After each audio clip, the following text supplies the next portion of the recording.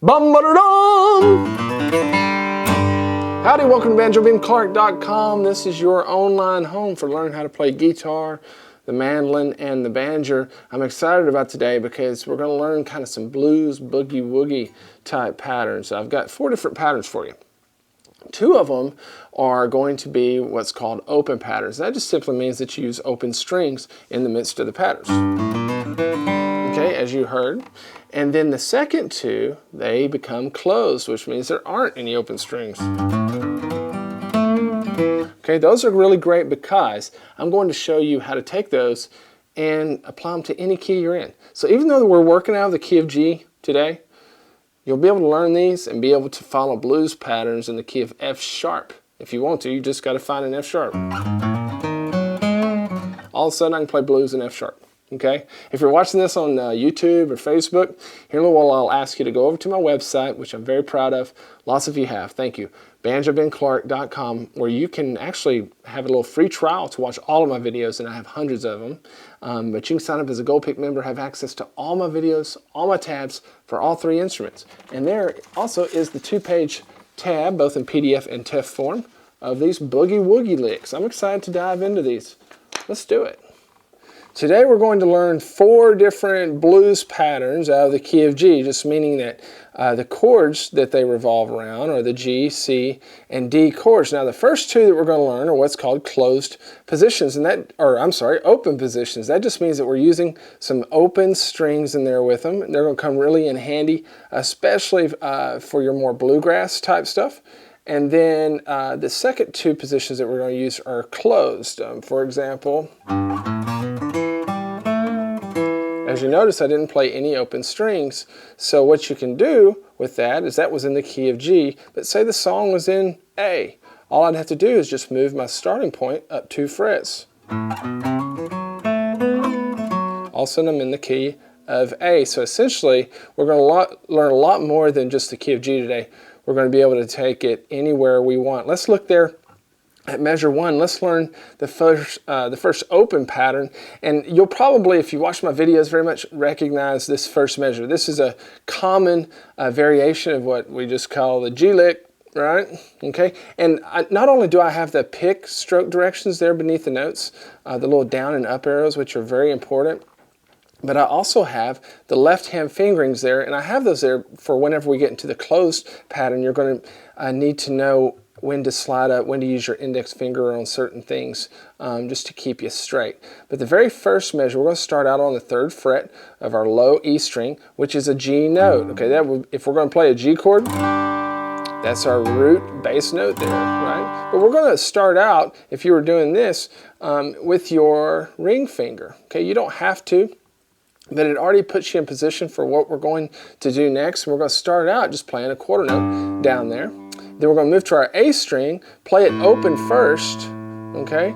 Then with an upstroke, we're going to play the 1st fret, and then without picking the string again, hammer to the 2nd fret, okay? So those notes all together would sound like this.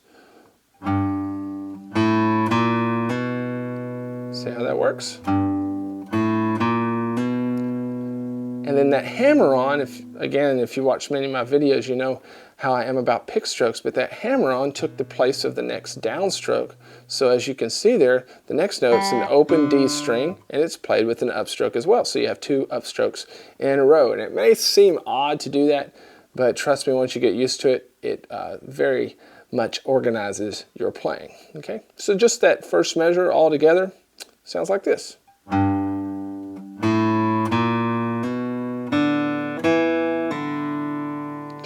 And we end that measure with that pull off from the 2nd fret back to the open D string. That's just a simple G run. Okay? We use those a lot of times at the end of bluegrass phrases when we're coming back to the G chord. Okay? But we're going to use it this time in kind of this boogie woogie style pattern. We're going to land there on the open G string measure 2. And then that measure is pretty simple. It's got just 4 quarter notes. We're just going to walk back down, setting us up to move on to the C chord. Okay, so we have a quarter note on the open G string, a quarter note on the 2nd fret of the D string, then the open D string, then the second fret of the A string. Okay, and both of those fingerings are done with your middle finger represented by that little number 2 with the circle around it. Now we're already in position to go to our C position. Essentially what we're going to do is play just like we played a G lick earlier. We're going to do that now just out of the key of C. So we're going to start there on a C note with our ring finger, 3rd fret of the A string. Okay. And then we're going to essentially do the same things with our right and left hands in measure 3 that we did back in measure 1. It's just drop down a string or up a string, however you want to look at it. So it sounds like this, measure 3.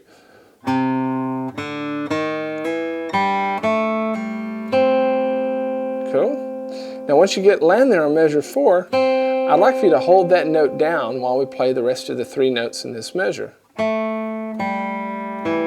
because it just sounds good ringing out rather than cut off. It gets a little choppy sounding.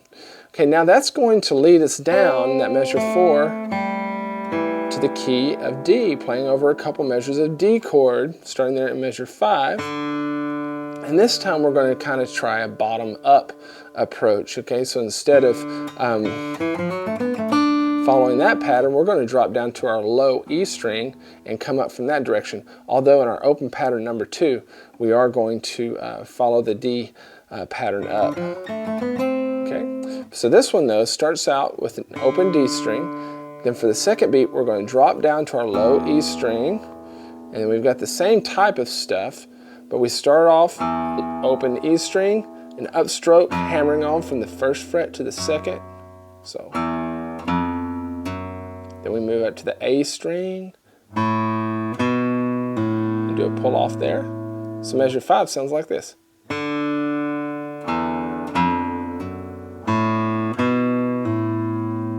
Cool. And then we've got 4 easy quarter notes there in measure 6, starting on our D string. And that's going to put us right back in position, measure 7, for the same thing we played in measure 1. Same old G lick. And then we're going to turn it around. I kind of made this as an exercise so that you could play all 4 of these patterns in a row like I did at the top of the video. So our little turnaround here in measure 8, we're going to start using a little bit more bluesy notes, okay? Make it a little more boogie woogie sounding. So the first beat of measure 8 is on that open G string, and then we're going to play the 3rd fret of the D string, then the 2nd fret, and then open. Then switch down to the A string 3rd fret, and then hammer from the 1st to 2nd fret of the A string. Okay, so measure 8 together sounds like this. 1 and 2 and 3 and 4 and... Okay, let's take a look now at open pattern number 2. Just gets a little bit more bluesy, a little bit more syncopated. We'll learn that, and then our 2 closed patterns where we start getting up the neck and working in some bends, which are really cool. And then I'm going to play them all for you very slowly together, and then we've got some rhythm tracks for you to practice along with.